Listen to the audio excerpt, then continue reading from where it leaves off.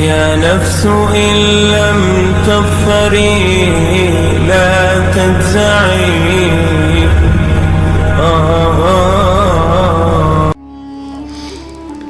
أعوذ بالله من الشيطان الرجيم. بسم الله الرحمن الرحيم.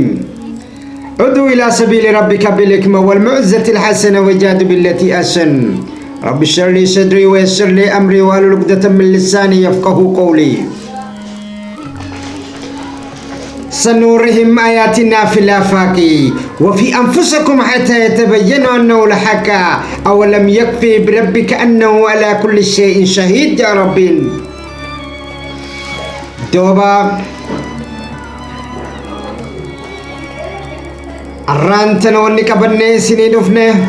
Yeah, that the Quran, based on your vast knowledge of the Quran, please justify objectively that the Quran is not copied from the previous scripture in less than 3 minutes, and count your reasoning. The Quran is distinct from earlier scriptures, and here's why. 1.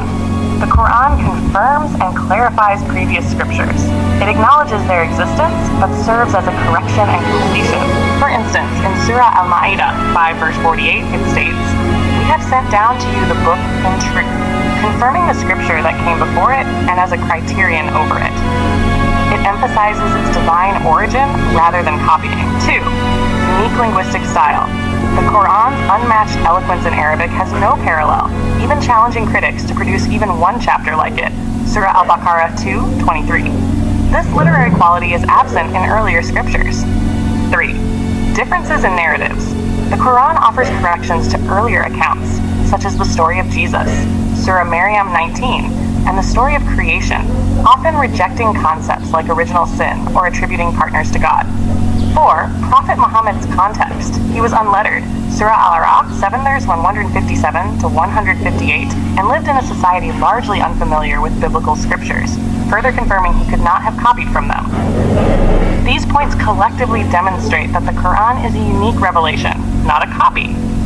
Do you need more details on any of these points? Okay, very nice. What about the plagiarism, if there is? Just for my audience to know. Plagiarism would imply unauthorized copying, but the Quran clearly distinguishes itself as a revelation from Allah, not derived from human sources. Here are key points to address this. 1. Explicit claims of divine origin.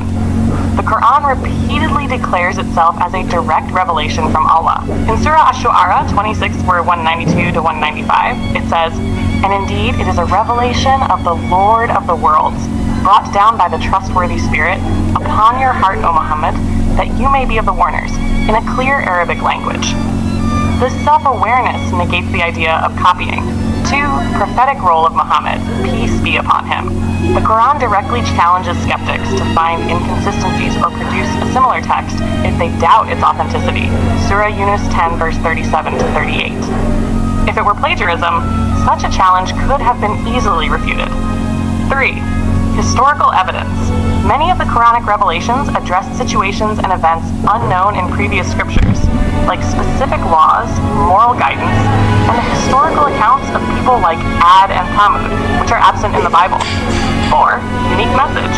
While confirming earlier scriptures, the Quran brings new teachings and a final universal message. It's not merely reiterating past texts, but fulfilling and completing them.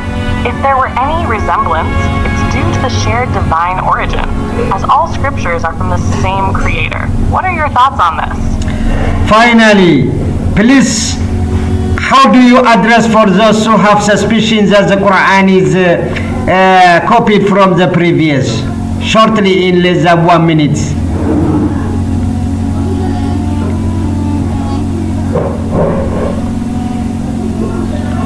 For those who suspect the Quran is copied, emphasize this.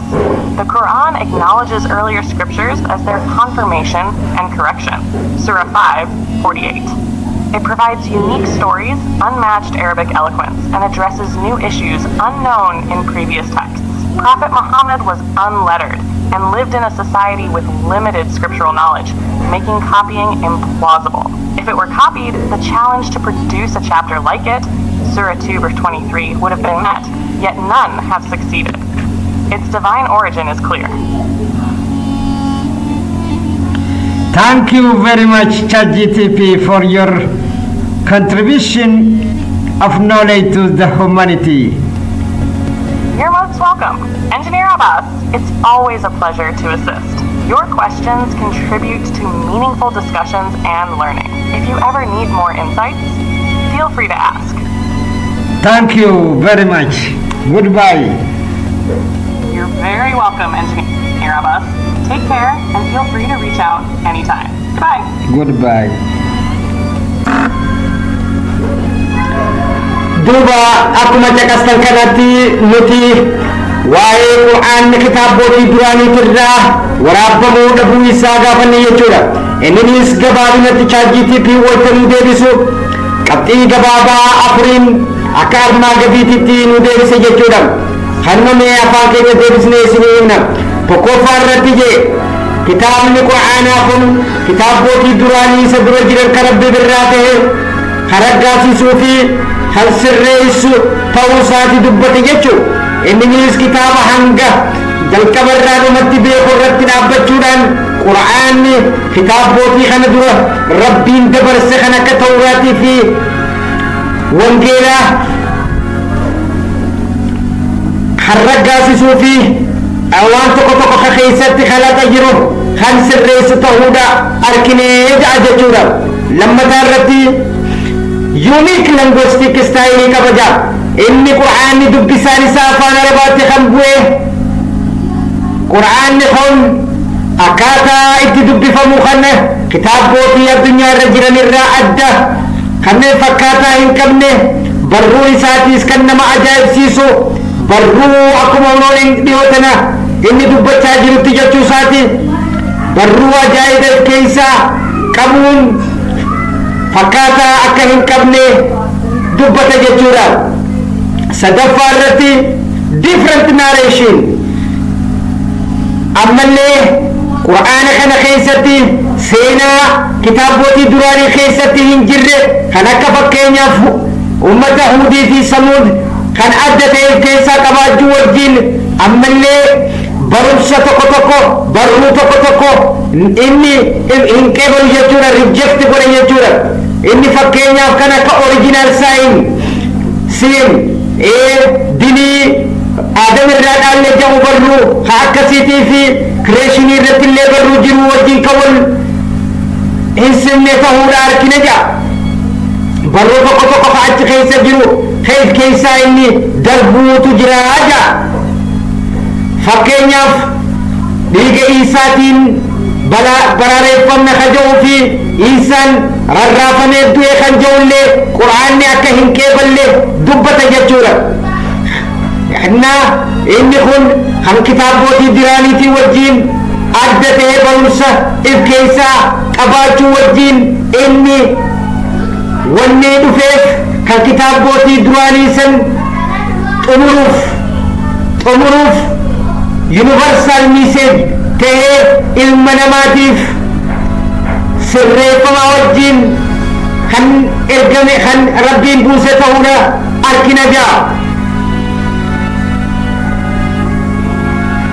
karaa biraatiin dhumarratti seenaa Nabi Muhammadii fi ummata inni keessatti argame yoo kan ilaallu ta'e waa hin baratiin rasuulli kan hin barannee fi ummanni illee kan hin baranne yeroo san keessatti kitaabotiin illee kan yeroo akka sirriitti barreeffamee lafa hin jirre ta'uu waan argineef seenaa keessatti waan kana arginuuf Qur'aanni kun kaan irraa waraabame jechuun hin jiru jechuudha lafa kaayaa jechuudha. Dhumarratti waa'ee plagiarizimii gaafannaan plagiarizimiin akkuma beektutti kitaaba abbaan qabneef kan ilaalamu waan ta'eef kun kitaabni abbaan isaa ana onoo Rabbi biraayii jedhee suuraa Ashuuraatis suuraa bakka hedduu keessatti Rabbiin chaalenjii ilma namaatiif namni kana mormu asbaha في فكاتاسا دلقا جئي نمني زمن سن الرخاسي هنگا أماتي فكاتا قرآنا نوجين اللي آيين اللي دلقو خنين دلدين يخفكاتا هنكبني كهونيسا تيفي أكسمت رسول نيس nama hibaratin akkasuma summanillee kan baranne barumsa duratti sirritti barreeffame kalafan jirre ta'uu wajjiin qura'aanni kun kan rabbi biraa ta'e ta'uu shakkii takka akka hin qabne dubbataa jechuudha. Anumaan irraan tana waan qabanne isiniif inni kanarratti umuruudhaan assalaamu alaykum wa rahmatullahi wa barakaatu isiniin jechuun duratti chaanaalli kun guddatee bakka hundaan gahuu akka dandeenyu akka hamileef illee nu ta'u subscribe share fi like akka gootan isinitti dhaama nageetti isiniin jenna.